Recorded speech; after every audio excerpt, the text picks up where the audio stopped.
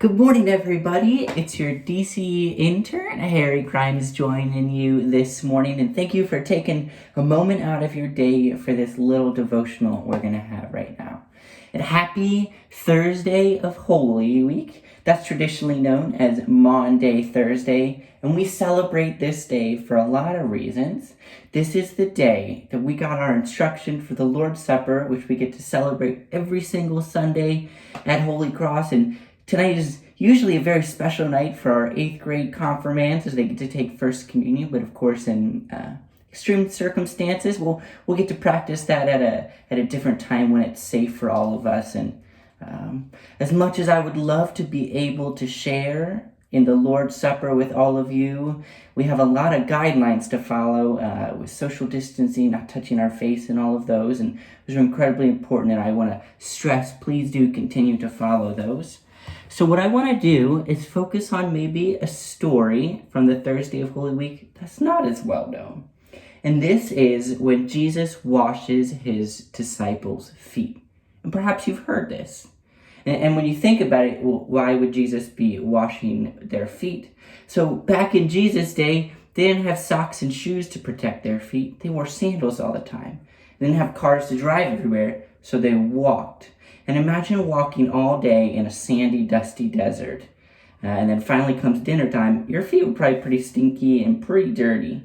So what traditionally would happen is that the servant of the house would come around when you would recline for dinner, your feet would be sticking out, and the servant would wash your feet clean.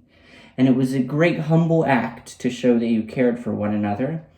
And what's real special about this one is that Jesus is the disciples' master and their teacher, and he tells them, rightly so that you call me this. But notice the example in the story that he sets. You see, Jesus takes a water basin and wraps a towel around himself, and he goes around as the master and washes his disciples' feet. And he has this beautiful exchange with Simon Peter where Peter doesn't want him to do it, but then Jesus reminds him the importance of this example. And what I want us to do today, and you can do this at home or out and about if you're walking around and then coming back in, of course, we know we need to be washing our hands a lot right now. So, as you are home today, and any time that you're washing your hands, remember 20 seconds you are doing that. What I want you to do is I want you to stop and think while you're doing that about the ways that your Lord has served you in your life.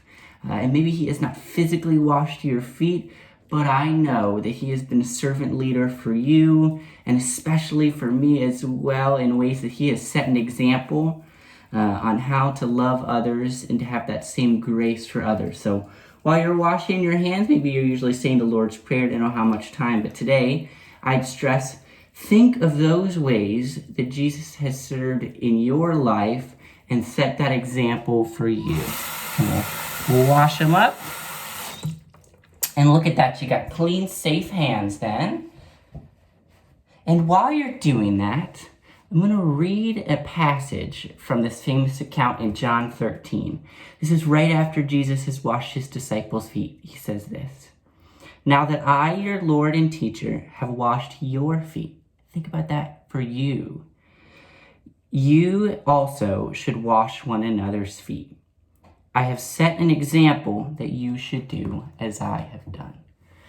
So today, wash your hands to think about that action of Jesus, but also think about a way that you can show love to others just like Jesus did. Send a card to somebody, shoot a text, call them in, say a prayer for them. But think of ways that you can humble yourself to show that same love of Jesus to others. I look forward to hearing about them and can't wait to see the ways that you show the love of Jesus this Maundy Thursday.